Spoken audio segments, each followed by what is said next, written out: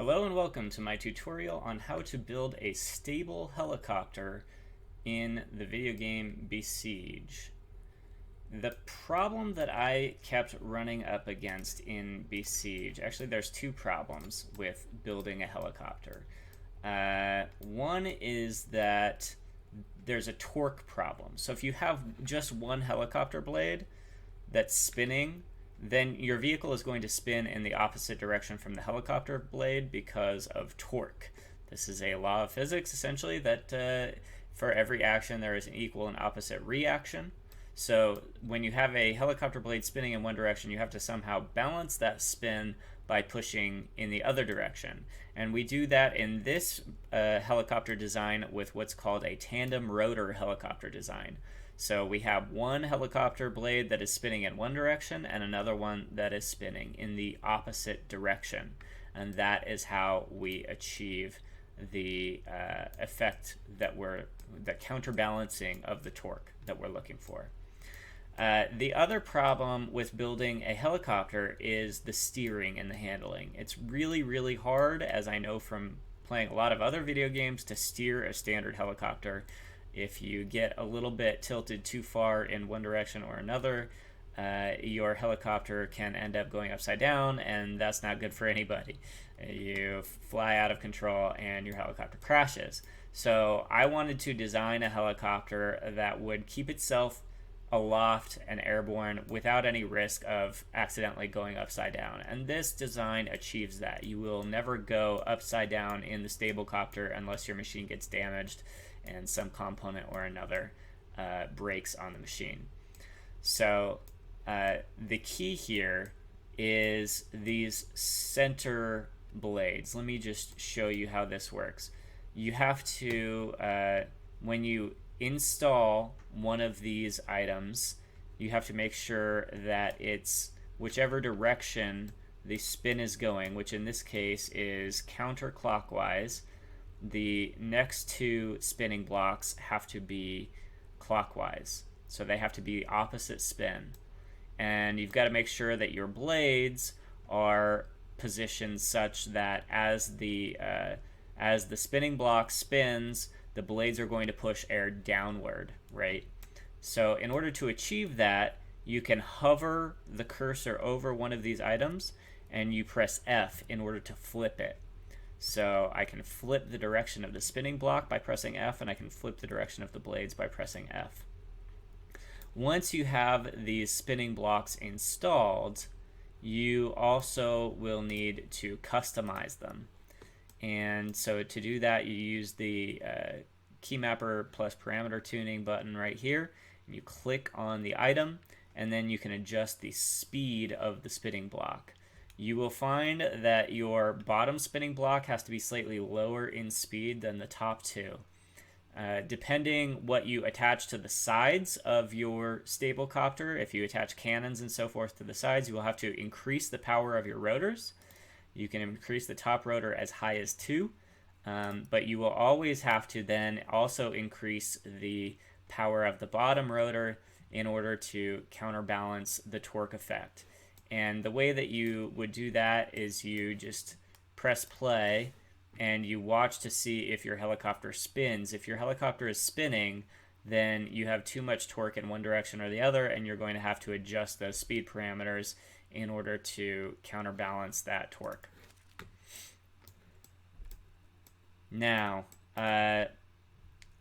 so once you have installed your spinning blocks, you are also then going to need the swivel on above the top spinning block, and that prevents this spinning block from causing the whole top of the machine to spin with it. So you don't need one on the bottom because this one already essentially has a swivel built in on the bottom of it, but the top one, the machine will rotate with this spinning block unless you use this swivel joint in order to make sure that the top of the machine doesn't rotate with it. We are going to build a superstructure around the central column here, and that superstructure is 2, 4, 6 wide. So you're going to have 6 blocks stretching out in each direction. and then you are going to have it's going to be 1, 2, 3, 4, 5, 6, 7, 8, 9 tall. And essentially you're going to need all of the space of this, the block that you have to build in, all of your building space, because this fills almost the entire space. You're going to brace the machine by stretching braces from here to here, and same on all sides. The stable copter is essentially symmetrical. The only thing that's not perfectly symmetrical about it is that it has balloons on top, not on bottom. And also it's got the spinning block here, whereas here it's just got a normal block. Everything else about this machine is symmetrical. And that keeps the machine perfectly balanced and keeps it from getting out of control in any one direction. The steering is achieved with flying blocks, and you can actually, if you want to steer even faster, you can increase the power on the flying blocks from 1 to 1.25. I haven't done that here, I've just left it at 1. The ones on the left side of the machine are controlled with the left arrow key. So in order to set a key, I just click with the wrench tool, I click on the flying block, I hover over the key item here, and then I press whatever key on my keyboard I want to use to control that block. So every time I press left, this top one and this bottom one on the left side are going to fire. And then on the right side, I use the right arrow key. On the back, I'm using the down arrow key. And on the front, I'm using the up arrow key. And then in order to control my elevation, I also have flying blocks here, which I have used the T and R keys for. It doesn't really matter what keys you use, but those are the keys that I can use to control my elevation and move the machine up and down. And then I also have balloons. These just provide a little bit of extra stability to the machine so that if it tips to the front or the back, the balloons just stabilize it a little bit and help it level out. Let's see how the stable copter handles. You can see that left to its own devices, the stable copter will move up slightly.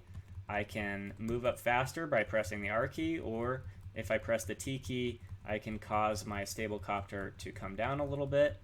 And you can see how well this controls. It's very stable. I'm pressing forward in order to go forward, and occasionally using the left and right arrow keys to move left and right. And using the keys that I have designed, I move very slowly. It's certainly not a fast device, but I am able eventually to get wherever I want to go without any risk, really, of crashing or getting out of control. So incredibly easy to drive, very, very good handling on the stable copter. And the important thing here is to keep everything in balance. If you put too much on one side, you have to always balance it with ballast on the other side. Same with the top and the bottom. Let me show you a version of the stable copter in which I have added a bunch of cannons. I call this the cannon copter. You can see I have added 3 cannons on each side, and I have also added a flamethrower to the front.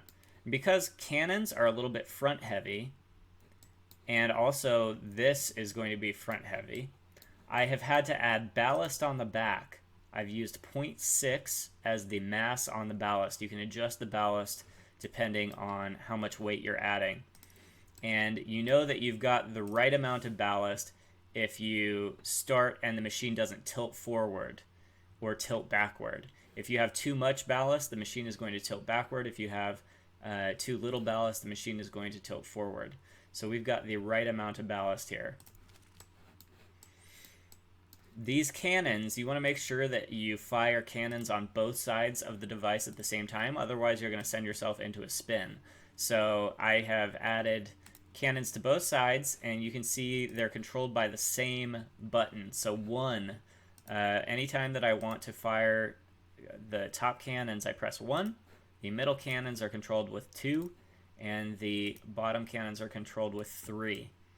That allows me to maintain the balance of my machine. As you can see, when I fire the cannons, my machine does not go into a spin. It does get pushed back a little bit, but I can correct that obviously by just turning on my forward propellers and moving my machine forward. So keeping the balance is always going to be really important there. I can also activate my flamethrower and possibly light some of these birds on fire. It looks like I missed, but that flamethrower gives you a little bit of extra ammunition should you use up all of your cannons. I have increased the buoyancy on the balloons, and I have also increased the power on the propellers and the power on the flying blocks. So these flying blocks are 1.25 now rather than 1, and that gives me the power that I need to move my machine with all of this extra weight. So you've just got to do a little bit of trial and error as you add new tools onto your machine. You've got to do a little trial and error in order to get the power right on your spinning blocks and make sure that you are counteracting the torque. So when you increase the speed on the top propeller to 2, you're going to have to also increase the speed on the bottom one. After some trial and error, I came up with the values 2 and 1.61, and the middle one is at 1.5. So that just took a little bit of experimentation until the spin, the rotation of my vehicle went away. Alright guys, that's how you build a stable helicopter and add weapons to it or other tools. You can also add grabbers to it or whatever you want. Although if you pick up an object with a grabber, you will quickly discover that the additional weight throws your helicopter out of balance, so you can't pick up anything particularly heavy, or else your helicopter won't be able to fly anymore. If you have any questions about this, please hit me up in the comments. I'd love if you like or share my video. And also, if you have cool helicopter designs that you would like to share, feel free to link them in the comments. I'd love to see what you've come up with as well. Thanks for watching my video.